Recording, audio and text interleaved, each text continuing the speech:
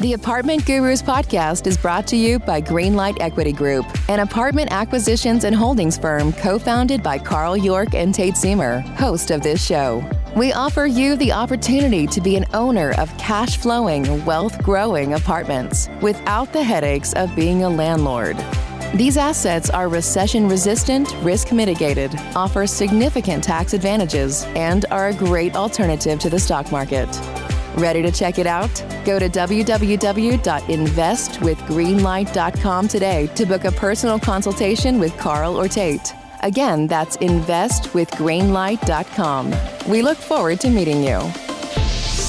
Welcome to The Apartment Gurus, where twice a week, host Tate Siemer brings you deep dive interviews with the wisest gurus in the apartment investing industry.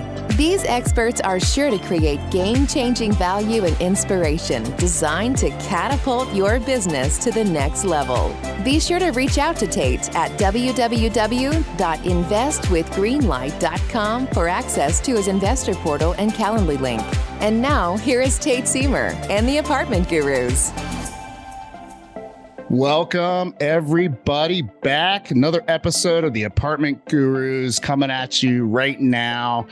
And continuing along the lines of a number of episodes here in the last few months with a colleague and a friend of mine from the capital raising mastermind that I've mentioned a few times on the show, called Raise Masters. And again, no official affiliation other than being a member of the group.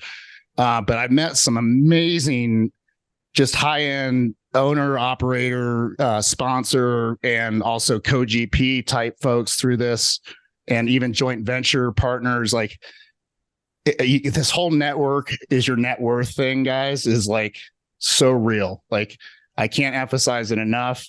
The opportunities in this business come through relationships and come through your network and through conversations and networking events. And we've got a retreat coming up with our mastermind, and deals will get done there. And that's really where the rubber meets the road. So consider that, joining a paid mastermind or a paid coaching mastermind or paid one-on-one coaching, format, whatever that looks like, is just an absolutely key way to go in your business, trajectory, if you will. Sure. And everybody that I know that is doing this at a high level has either a coach, or they're in a mastermind, or they're in multiple masterminds, and it's the name of the game. So anyway, I'm super excited to have Alvin Scioneaux on the show. And Alvin just has a fascinating story.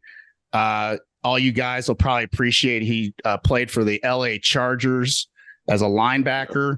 In his day, I cut right to the chase, Alvin, on that. That's the sexy headline from this. Yeah. I kind of branded a little bit too. Yeah, exactly. Look at your T-shirt and everything else. But and then he became a fitness coach, helping people get the body that they want through fitness and nutrition. And he's also a model and an actor.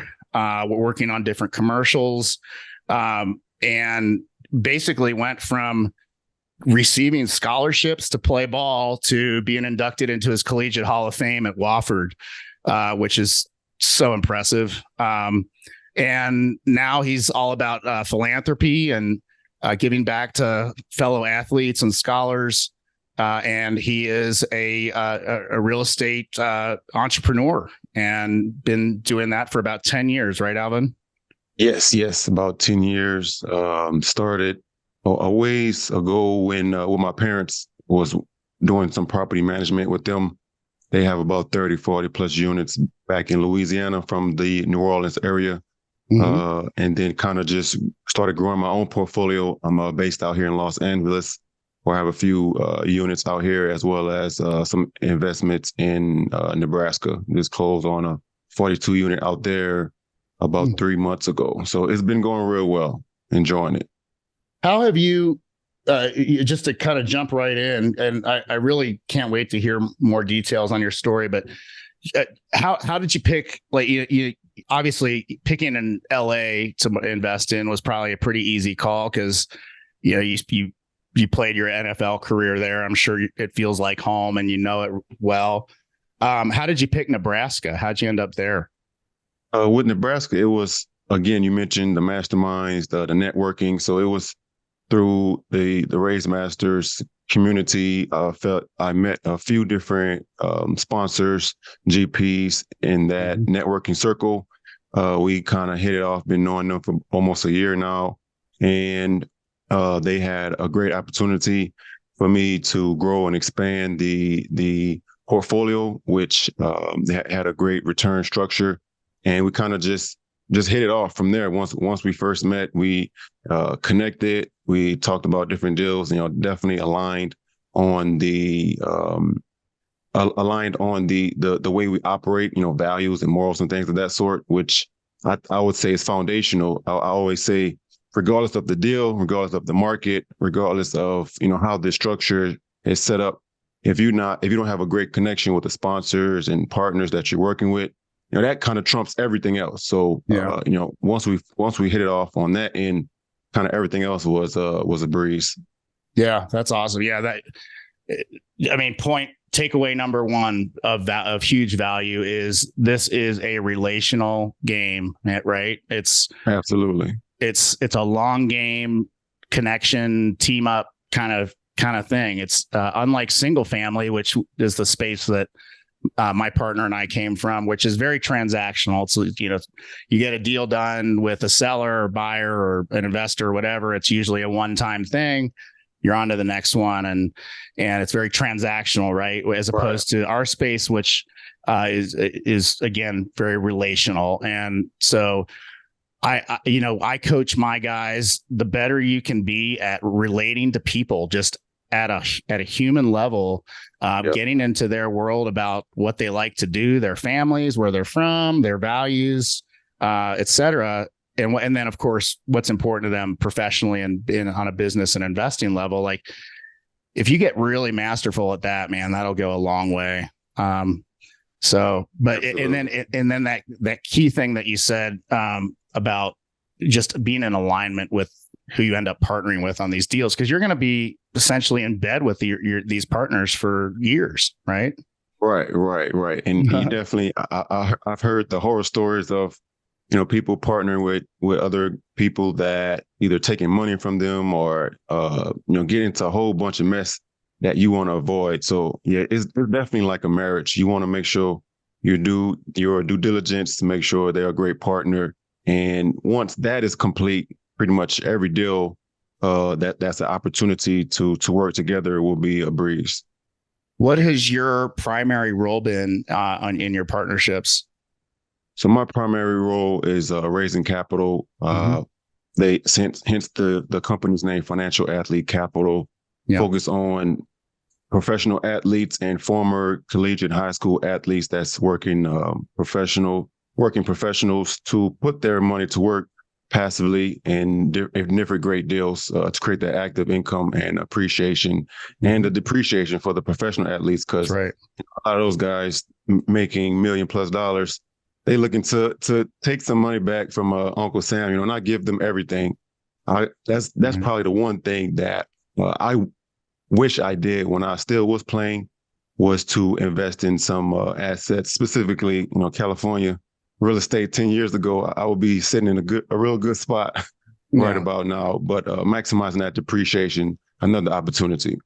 Yeah. And, listeners, like, you got to be really skillful and well-versed at what Alvin just went through as far as cash flow, appreciation, and tax advantages, right? Or depreciation, as Alvin said. Those three key, that's what this opportunity is for passive investors, is to take advantage of all three of those things. Hopefully you're modeling your properties right so that they produce cash flow. And, that's why some markets are better than others for this particular model. We buy in Columbus, Ohio and Oklahoma City, and we don't buy in our hometown of Salt Lake City, even though we love it and we love the upside here, but we can't cash flow here. Yeah. So we want to be able to pay our investors a preferred return on an ongoing basis throughout the whole of the property. It's often possible, sometimes depending on the state of the renovation value add process. There's deferred preferred payments. It always gets paid at the end, of course, but yeah. Awesome. Well, Alvin, before we get too far, dude, I just got to hear your whole story, man. Like, you're from New Orleans. Yes. Yes. So You've got that very French last name. Yeah. Scioneaux. Yeah. Yes. Yeah. Every vowel constant in the alphabet. So yes, originally from the New Orleans, Louisiana area. Born and raised out there. I mentioned working with my parents on the property management, asset management. So that really sparked the interest in real estate. My dad is also an electrical engineer by trade. So that was in between the football and real estate. I was working as an aerospace engineer for about 6 years. So one thing about me, I have no problem in trying something new and keeping things interesting. So from college, I majored in physics and math and came out here to California, played for a couple of years with the Chargers, and before I eventually tore my ACL and meniscus. So and that's kind of what cut my career short. And then worked to get my master's in engineering and work in real estate, expand my real estate portfolio. I recently stopped doing engineering, the W-2 job, and just went full time into real estate. And reason being, one thing I learned kind of looking back, even though playing in the NFL, making millions of dollars, being an engineer, aerospace engineer, making hundreds of thousands of dollars, it still was active income. Like I still had to show up to get paid. Once you make that transition of, okay, how do I put my money to work to make more money? Like every dollar I put out, I wanted to come back with $5 or $10 more. And that's kind of something I've been on a journey studying. Like wealthy people put their money to work. They detach their income from their time, even if it's a high paying job, like being a professional athlete, it's still active income. So in order to really free yourself, in order to really take that next level, take your lifestyle and your freedom and your impact and value as well, impacting others to the next level, you have to detach your time from your income, which real estate has allowed me to do for the past 10 years. And, it's been great growing the portfolio right now in escrow on a 7-unit in Hollywood that will eventually be a 40-unit development opportunity. So it's been great, man. I'm definitely enjoying the ride. On the so much there to unpack. I mean, it's just a cool life, just a great life story, man. I mean, two fascinating walks of life between aerospace engineer and NFL football player. I mean, those are like, you ask a bunch of like 6th graders what they want to do when they grow up, and somebody's going to say one or two of those things, but nobody's ever going to say, I want to be both of those things. Like, right. Yeah. I mean, and for a period of about 6 months, I actually was both at the same time. Wow. Crazy to think. But yeah, during the off season, with the Chargers, I was working as an aerospace engineer with Collins, UTC Aerospace Company. So yeah, it was fun. Yeah. Great. So you say you just recently quit your W-2? Yes, recently quit the aerospace engineering earlier this year and just went full time into real estate. I mean, the reason being because, engineer was paying well, working 40, 50 plus hours a week, whereas the real estate maybe putting 10 hours in a week, and it was superseding the engineering income. So, once it gets to that point, it's really about time to make that transition, make your side hustle your main hustle. Yeah. Normally I would ask, like, what values, disciplines. I'll ask it this way. So let's talk NFL for a sec. What like translatable skills and mindset stuff came out of your NFL career that has served you in real estate?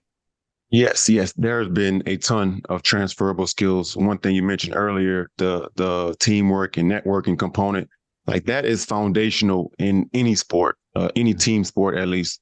You look at a lot of teams throughout history that's stacked. They have all the star players, but somehow they still don't win the championship. And then this other team that has no star players, but they just gel well together. Their teamwork is very unique, and they end up winning the championship. So transferring that to real estate, as you mentioned, there's generally the core for your realtor, your lender, your construction worker, and your contractor and property manager. You need to have all those in place to really push a deal forward, make it cash flow and appreciate, and the value add component like you want it to, have things go to plan. So for me, I'm always looking to network. I'm always looking to get another contact to make sure we can implement those skill set that they bring and have that teamwork, make the dream work mentality. That's probably the most foundational. Another thing is the discipline you mentioned, and knowing that it's going to take a lot of work. Nothing really comes easy. That's worthwhile in life. So especially when you make it to the professional level, you can have all the talent in the world, but if you're not putting the effort, putting the time in, putting the discipline in and training in, you won't make it very far. So for me, everything I do, I'm always going head first and all the way into it, 10 toes down, so to speak, to make the most of the opportunity. Yeah, I mean, to play linebacker in the NFL, I would think you probably, everything you just said, you're probably being somewhat humble with us about, because that is such an elite position. And for every one of you, there's 100 people behind you lined up to try to get that spot.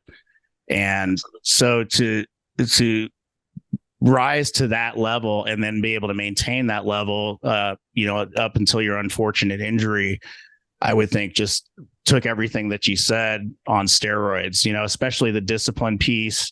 Do you consider yourself, are you a routine guy? Do you have like morning routine or daily routine that you follow? Yes. I definitely try to implement routines as much as possible, just to take a lot of the active brain work out of my day-to-day task. And, of course, there'll be some creativity aspects, some creativity times where I'm looking to strategize and implement. But for the most part, I have a morning routine, I have a general night routine that I follow. And then in between, that depends. That goes from day to day, depending on what's at hand that day. But for a morning and night routine, I definitely implement those. What you mind sharing just a few aspects of what you do, like say in the morning? What's your like? First thing in the morning, definitely got to get hydrated, drink some water. You've been fasting, and I also created a A1 dynamic stretch is what I call it. Back when I was doing personal training, it's a 10-minute routine just to engage, get the blood flowing, engage every limb, engage every tendon in your body, and that really gets my metabolism rolling, gets my blood flow, my brain activated, and everything like that. So that's the first thing I start off with every single morning. And I've been doing that for about 3-4 years now, which has helped me tremendously. And then during the night routine, I typically end with reading something, either a book or looking at some type of listening to a podcast, looking at some training videos, different training programs that I'm working on. So consuming some type of knowledge so that once I go to sleep, that's the last thing on my mind. And it's not really was osmosis, but because that's the last thing on my mind, that's what I end up sleeping and thinking about. To a lot of times when I wake up, new ideas and different components come to mind as well. Yeah, I mean, you're making the conscious effort to program your subconscious and your unconscious like before as you sleep, which I can't help but think that that's not something I do myself. I'm a little more of a morning routine guy, and by the end of the day, I just don't want anybody to tell me what to do, including myself. But I see the huge value. Most of the time when I'm falling asleep, I kind of do my meditation thing where I just quiet the mind and go to the breath and listen to the sound of crickets outside and just the quietness. And that works well for me. But I mean, the power of routine for, listeners, like I think you said it best, Alvin. I can't remember the exact words you used, but it essentially automates things that you would otherwise have to like think about and put mental effort and energy into. And it just makes sure that all that stuff happens and doesn't slip through the cracks.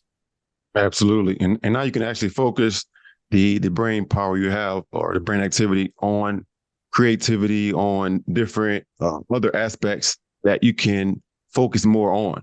Because, like time, your brain is the limited resources. There's only so many things you can think about. There's only so many things you can do. So the more you can focus what you do have available on specific tasks and automate the rest, the more productive you will be on those tasks. So, and I do a lot of meditation and stretching at nighttime as well, just after I'm done consuming different knowledge, just to calm the mind, to go relax and get a good night's sleep. What's your fitness protocol like these days? Well, I will start by saying it's nowhere near beast mode 24/7. It's nowhere near the NFL training regimen, that's for sure. Yeah. I'm on cruise control. Typically try to work out 4 to 5 times a week, hitting all the major body components, just to make sure I get some consistent workout in. Of course, get some cardio in. I would say the main thing is nutrition. I'm probably most disciplined with my nutrition. That a lot of people in the fitness world, we always say, people try to get abs, but abs are made in the kitchen, not doing 1,000 crunches. So, that's one area where I just limited different sweets and sugars and extra sodium. And that also plays a part into your actual, brain power, because, healthy body, healthy mind, and then you can actually have a healthy output of work. So, it's all connected in totality. So that's probably an even more important aspect to hone in. Yeah. I love this. I'm going to drill down on this a little bit, because just selfishly, this is so hitting the nail on the head for me right now. I've kind of been in and out of the gym now for the last year and a half, and in and out of a coaching program and in and out of a nutrition program. And, just to be authentic with everybody here, listeners, and you, Alvin, it's frustrating for me that it's an ongoing inquiry for me into myself, and like why I have these standards that I want to meet, and yet the routine kind of comes and goes, if you will, or I'll get out of. I'm kind of binary. Like I'm either like you said, 4 or 5 days, 3 to 5 days a week on in the gym, getting some cardio as well, or I'm not doing that. And so, and that's all, this is all mindset stuff. And I know that I know that I'm better when I'm on point with diet and, nutrition and fitness. I know my business is better. My relationships are better. And so I really love your focus on this and the value that you've discovered for yourself behind all this. And it sounds like, are you still a coach, a nutrition fitness coach, or is that a former life for you as well?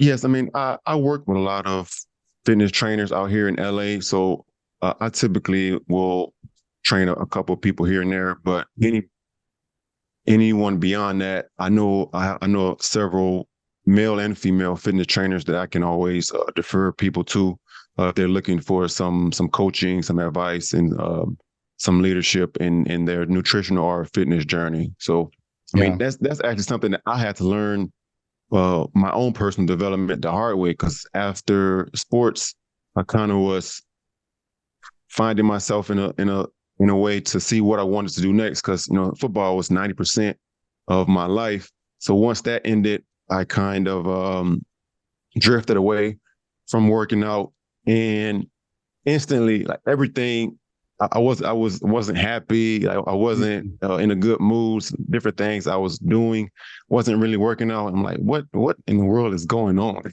Hmm.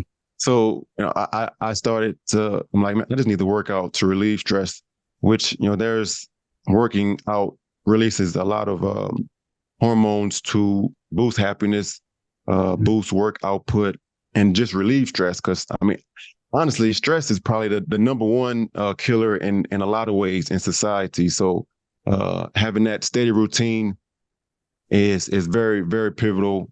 I heard a quote just like a few weeks ago saying that a lot of people, they want high output work, they want high output income, they want higher energy, value created in their business and their personal life. They want a high value marriage, but somehow they're putting low energy effort. Right? They're putting low energy food, low energy workout routine, low energy systems, but they expect a high energy output.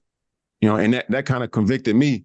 Like, man, I need to reevaluate some of my systems and things that I have in place that I'm inputting into myself, because it makes no sense to want high output, but you have low input into whatever system we're discussing. Yeah, that's really well said. And yeah, very easy to kind of visualize and picture. Like, if you want high level life, like level 10 life, you got to be putting level 10 food in your body and getting level 10, workouts and routine. I just to kind of piggyback, when I started really getting into the whole weight loss thing, because that's where I started, was wanting to lose 25 pounds. I'm a skier. I ski 40 days a year, usually out here in Utah, and I mountain bike a lot. So those 2 points of those two sports for me are my number 1 and 2 passions. And so being in good shape and being a good body weight is key for both of those. I mean, absolutely, 20 pounds is the difference between being able to just whip ski turns around anytime you need to, and just have really nimble, movement, if you will, and versus being sludgy and tired and slow and not as technically good and technically proficient. So, my inquiry started with the weight loss thing. And I remember hearing or reading somewhere or hearing from somebody what you basically said, which is that it's in the kitchen, man. Like maybe 10, 15, 20% is your fitness routine, right? And the rest of it is what you put in your mouth to eat, and when you do it, when you put it in your mouth to eat too. So just to drill down a little more, because I don't get elite NFL athletes on the show very often, and especially ones that are very conscious around eating, especially. Is your diet like pretty regular? In other words, are there kind of regular things staples that you get throughout the week on a regular basis, or how do you work that? Do you do food prep? Tell me all about that. Yeah. So typically, I always start off in the mornings with some oats, some eggs, some type of fruit and vegetables, avocados, grapes or strawberries, blueberries, things of that sort. And that's pretty much consistent every day what I eat for breakfast. Mm-hmm. And for lunch or dinner, I typically have some type of brown rice, some type of chicken or seafood, some more vegetables and fruit. And I typically try to stay away from anything that's highly processed. It's called crap food, basically, CRAP. Yeah. Carbonated drinks, refined sugars, alcohol, and processed foods. Oh, I like that. I've never heard that acronym before. That's a good one. Yeah. Once you eliminate the crap nutrition and crap foods out of your life, a lot of things will change in it. So again, that's carbonated drinks, refined sugars, alcohol, and processed food. Yeah. So I mean, a lot of people they eat and drink for flavor. I eat and drink for optimum performance. Mm-hmm. So that's probably the first thing, foundational change. Why is it that you're consuming whatever you're consuming, just for the sugar rush. You enjoy for a little bit, then you crash and you feel sluggish. And a lot of people wonder why they have no energy throughout the day, because you're not putting the high energy food into your daily intake. So for me, that's foundational from a nutrition standpoint. I don't really have a set meal prep or set meals throughout the week, but I do know it will consist of these couple handful of things throughout the week. Yeah. How strict are you? I mean, what I'm hearing is lots of whole foods, low sugar fruit. You mentioned blueberries and grapes, which are not terribly high in fructose, and really avoiding the processed stuff, the alcohol, refined sugars. Do you cheat ever? I mean, do you when you're pumping gas and you're use the restroom, do you ever grab a cookie or anything like that? Yes. I mean, nothing is wrong with cheat meals. No, it's more so the amount of consumption, because typically when people eat a cookie, nobody ever eats a cookie. It's usually 10 cookies later. I'm like, okay, I guess I'm done for right now. Right. So I always try to limit myself to one snack throughout the day, which is not really. I mean, like my snack is like graham crackers, things of that sort. Some cinnamon graham crackers or something like that, which people may say that's not a cheat meal, but for me it is. So I would definitely, nothing is wrong with a cheat meal, but be disciplined on the quantity that you consume. That's probably the main thing.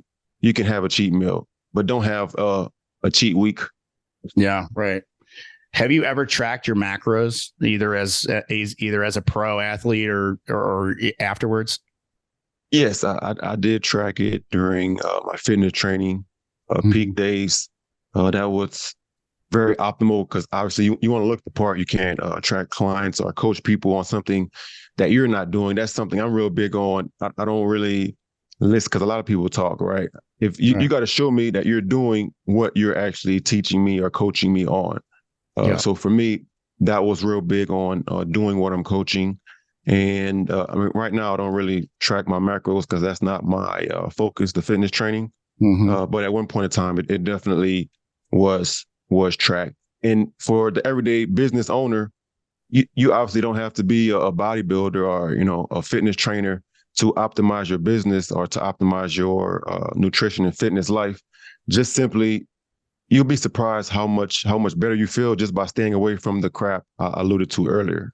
Yeah.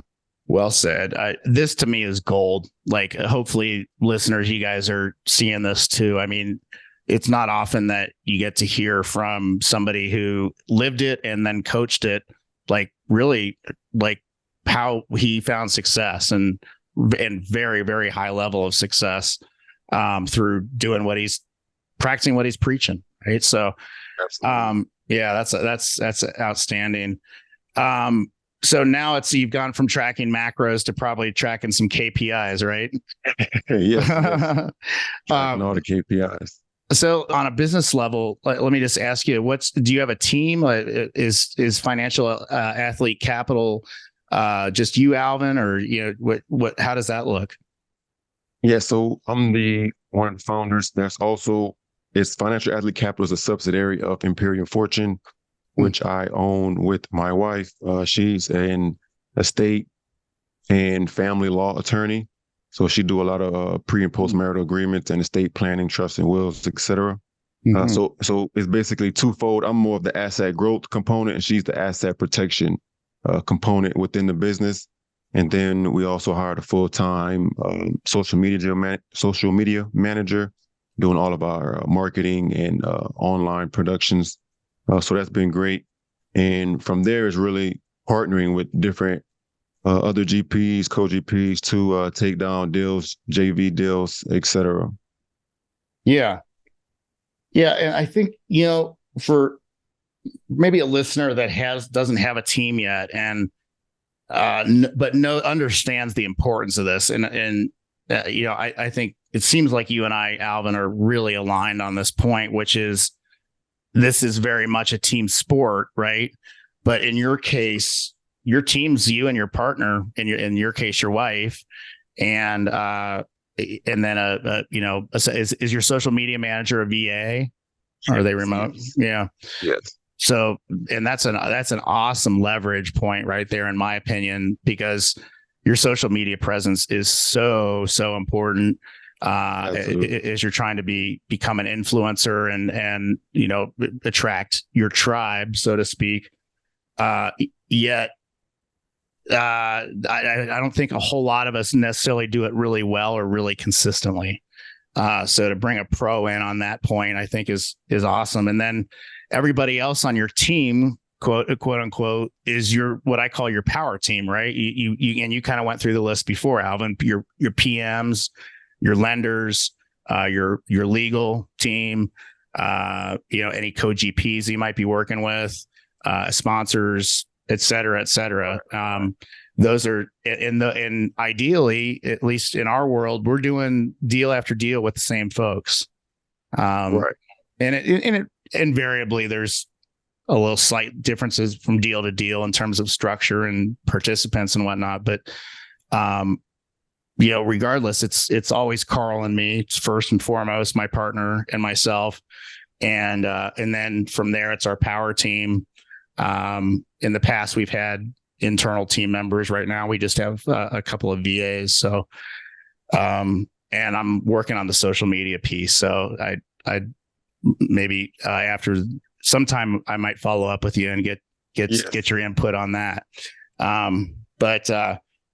So what would you say? You're kind of the tip of the spear, it sounds like, on the acquisitions front.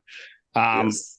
What would you say your superpowers are, Alvin, as far as, some of your inherent traits, or one inherent trait, I guess, that really serves that role on your team? Definitely. Well? Yeah, definitely. And we kind of talked about it. Discipline. It takes a lot of discipline to say no to a deal that may look enticing on the outside, but once you go through the numbers, like maybe not that good, but some people may want, okay, well, we can adjust those a little bit. Like, no adjusting over here. This is what it is, and it's okay. Another deal will come along, and to fit our buy box or to fit where we want to go. If we're transitioning our market play, then that's what we're doing. So I'll say discipline for me is the one thing that I have brought to a lot of groups, because as the stories that we've talked about so far, it's real easy to fall into the trap of, oh, this is what everybody else doing, or this is the easy road, or this is just something that looks pretty, looks good on the outside. But I'm really I'm trying to get into the details, trying to get into the numbers, with the aerospace engineering numbers background. I'm real big on due diligence and real big on the connection of the partnership and the opportunity as well.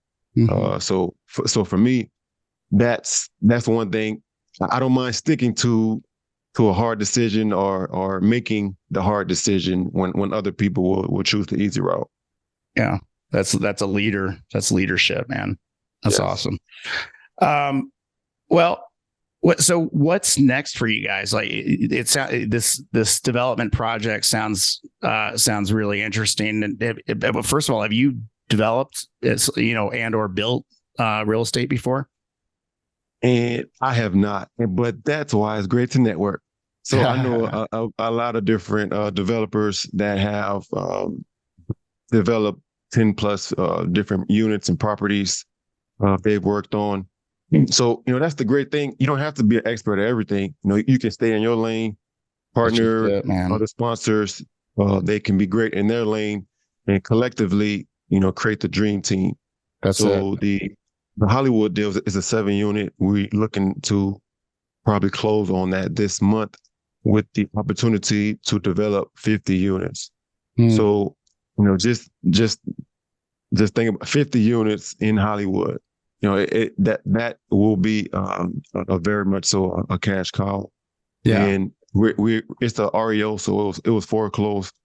We're already buying into about $300,000-$400,000 in equity at the purchase.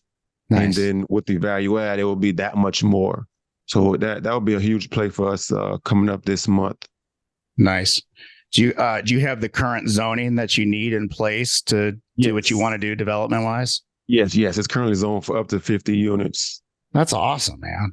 It's perfect. That's a solid double or triple, man. At least, right. if not more. That's excellent. And I've never evaluated property in California, much less Hollywood. So I can't imagine that that's not going to be a total game changer for you guys. Absolutely. Yeah. I mean, and another thing I would say is back on so one of my partners, he gets a lot of REOs. This one was a REO, real estate owned, which means it's basically bank owned foreclosed. So the opportunity of having bank owned foreclosures it's every so often, especially with the rising interest rates, the trouble in the market right now. There will be a lot of more opportunities on the horizon, and people that position themselves to be first in line, because obviously deals just trickle down the list, down the ladder. The higher you up on that ladder to get the best deals. Now you can cherry pick which ones that you best want to work on, the better deals that fit your buy box, and you can pass on the ones that don't. And that's really another game changer. Having those connections, having that networking in place to where you get preferred deals within your buy box. That's key as well. Yeah. You touched on this earlier and then you just hit on it again. And I think it's just so important to emphasize this, which is, when you're getting into the space, and listeners, maybe you're just getting into the space, maybe you're into the space and scaling up, or maybe you're just considering it. Regardless, like, we all want to do deals, right? Like, that's especially when you're getting started, you want that first deal bad. Yeah. And it can be easy to kind of gloss over an aspect of the deal or something in the underwriting that you may not want to gloss over, and that may cause a deal you may have to kill a deal that you really want because of the discipline that it takes to not do bad deals. Like, the worst thing you can do in any point in your business, but especially at the beginning, is to do bad deals, right? Or deals that just don't pencil the way that you thought they would. You don't hit the target rents that you projected. You can't get expenses down, taxes get reassessed. Like, I mean, there's a lot of ways that a deal can get screwed up, and then it's kind of hard to bring it back, like, at that point. We all by all means do deals, right? That, make it your mantra if you want, but do good deals and be willing to kill deals that you might really want. And but be willing to do that. Even on the 42 unit that we just closed, my partners and I have been working. We have a really good property manager, and we're already hitting year 3 rent projections within month 3. Beautiful. So, that we conservative underwriting and aggressive with our property manager, which was another partnership. And we're over exceeding what our pro forma was. Yeah. Whereas my partners in that deal, their first deal 3 or 4 years ago, they're still having problems with that deal today, and they talk about it all the time. Like, well, that this is the deal that we don't want to talk about, just because they're having issues. The partner, they partnered with a person that they should not have partnered with. They didn't do their prior due diligence, simply because, as you mentioned, just want to get that first deal done, just want to get it out the way. But have your first deal. Is very important to have it be a good deal, at least. Yeah. In general, throughout your career, you only want to do. It's one thing to do deals, but do good deals is what you really want. Yeah. So that's very, very important to make sure you do good deals. Yeah. So important. And the wrong one can just really hurt you. So and not only hurt you in the pocketbook, but can hurt you with your investor base and and any future capital raising you may do, which is, I just realized, Alvin, we're kind of right up against time here, and we haven't even talked about raising capital, which I know is your specialty and in the main point, one of the things that you bring to your GP teams. But I guess just to hit on it real quick, I can't let it go completely unaddressed. In your opinion, is there any silver bullet with raising capital, or is it just a lot of hard work and a lot of conversations, or both? Well, it's definitely both. Nothing worthwhile will come easy. So you will have to have some hard work in there. I would say a big thing for me is storytelling, being relatable and being true to yourself. That's probably the best thing you can do to connect with people, because a lot of people, a lot of capital raisers, they'll try to go to people with money, and then people with money looking at them like, okay, what do you want?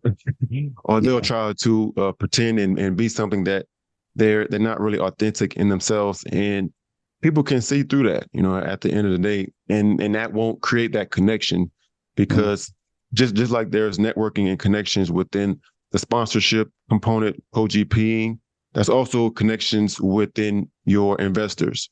So, that's very foundational. Be yourself, be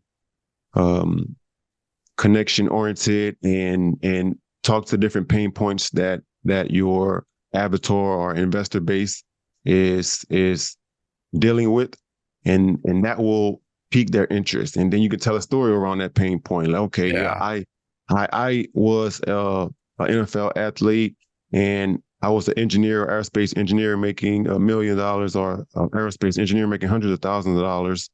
And I still had the pain point that it was active income generated. So how can I detach my time from my income generation, which I discovered real estate, and, bam, bam, bam. These are the benefits of my story within that journey.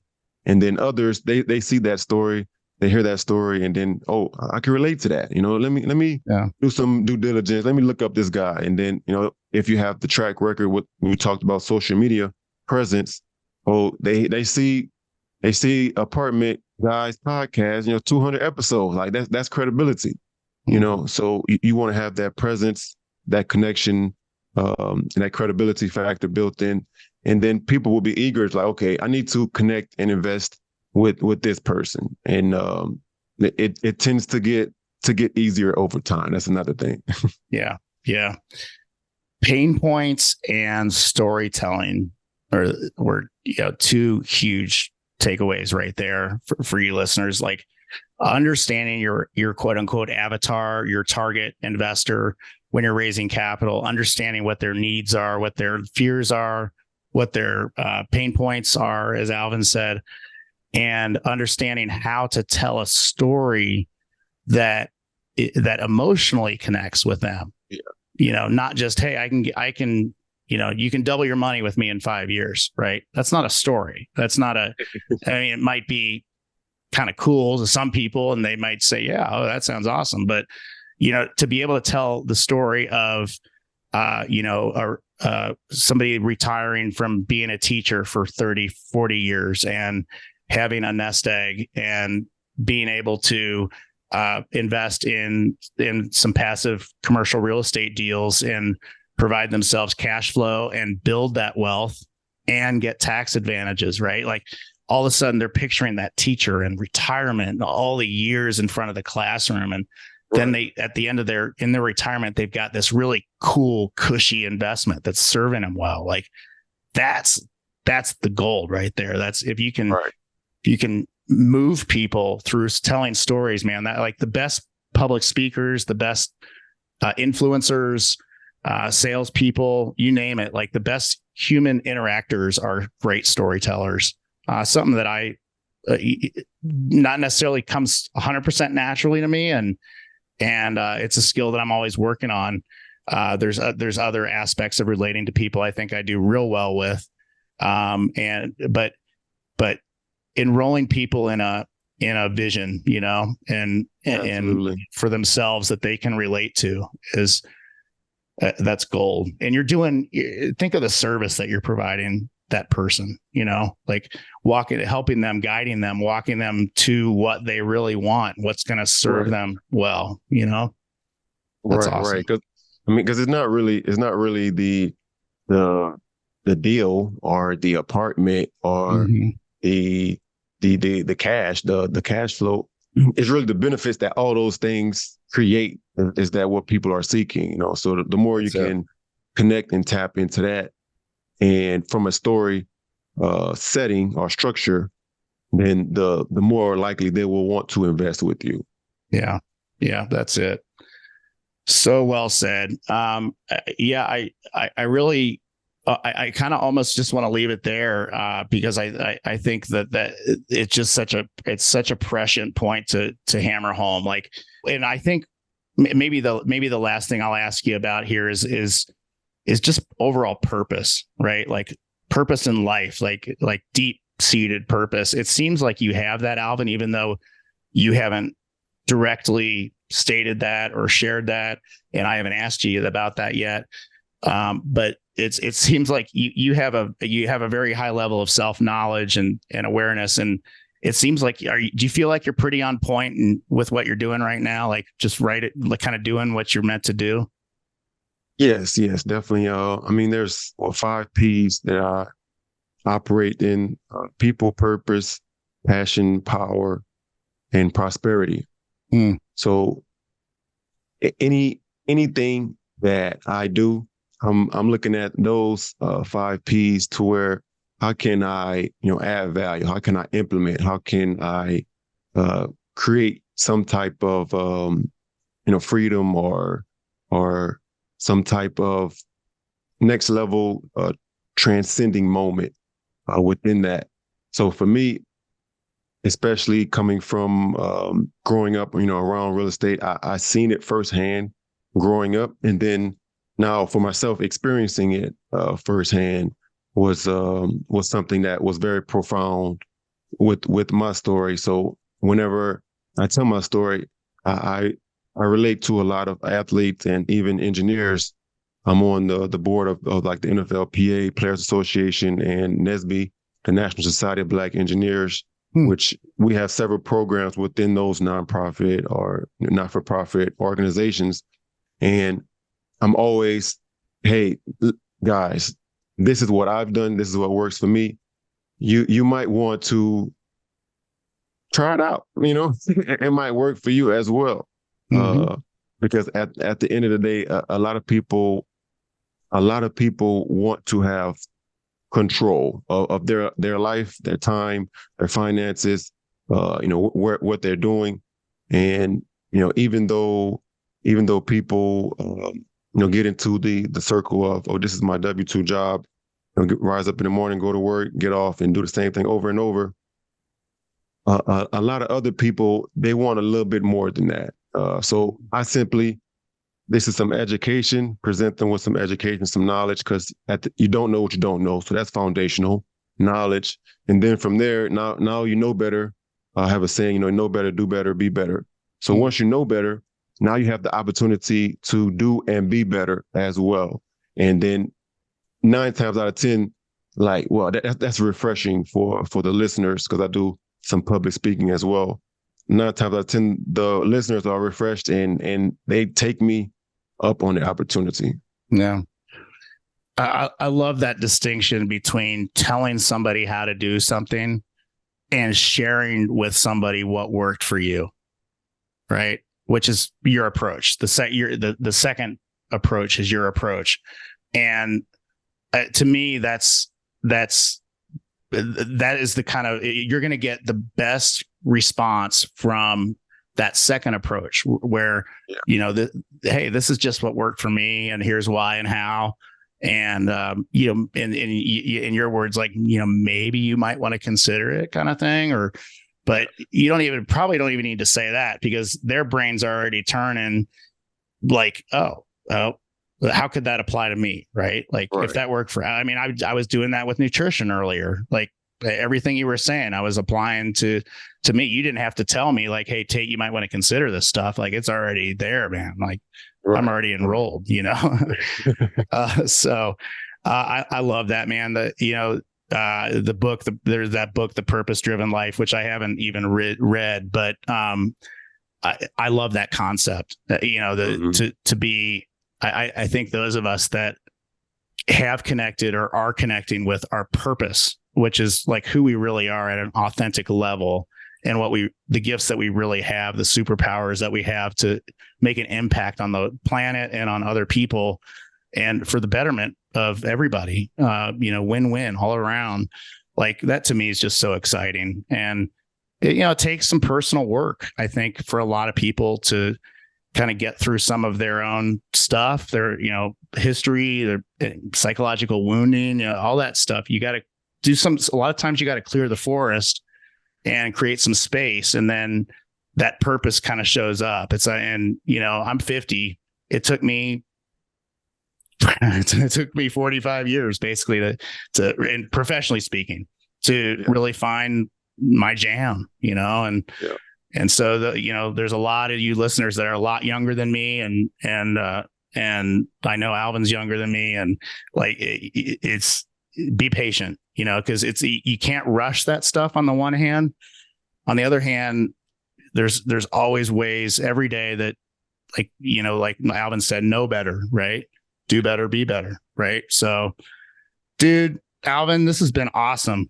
Yes. Really awesome. What a great hour. And I loved it. I just loved it, and feel like I learned a lot from you on a lot of different points, and excited to be connected with you and through our mastermind, but it just person to person, and really excited for what you're up to, man. I can't wait to hopefully come see that project someday and see it built and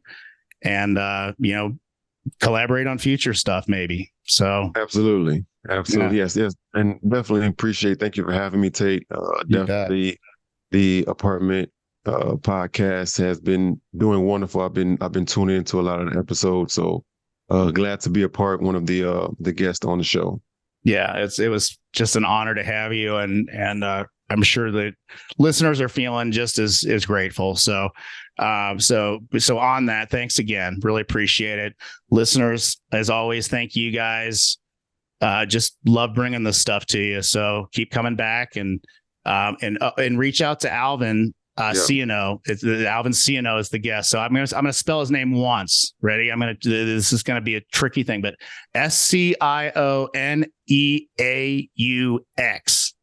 Scioneaux. Yes. So look him up on all the socials, Facebook, Instagram, LinkedIn. You're on one other one too, I think. In Twitter, YouTube. Twitter and YouTube. Yeah, okay. So everything you can find me at Alvin Scioneaux, my name, Alvin Scioneaux Jr., or the number 1 and Scioneaux, A1 Scioneaux, SCIONEAUX. I'm on all social media, or you can go to imperiumfortune.com or financialathletecapital.com. The first one was Imperial Fortune. Imperium. Got it. Imperium fortune.com. Imperium Fortune. Got it. Or you can go to financialathletecapital.com. Yep. Perfect. We'll have all that in the show notes for you guys. So you can go there for that. And thanks again, everybody. Thanks, Alvin. Thanks, listeners. And we'll see you on the next episode. Take care, everybody. Absolutely. This has been the Apartment Gurus with Tate Siemer. If you enjoyed this episode, be sure to subscribe and leave a rating and review on your favorite podcast platform. To contact Tate, go to www.investwithgreenlight.com for access to his investor portal and Calendly link. He loves to hear from you and thanks you for being a valued listener. Just a reminder that you are the guru. See you on the next episode of the Apartment Gurus.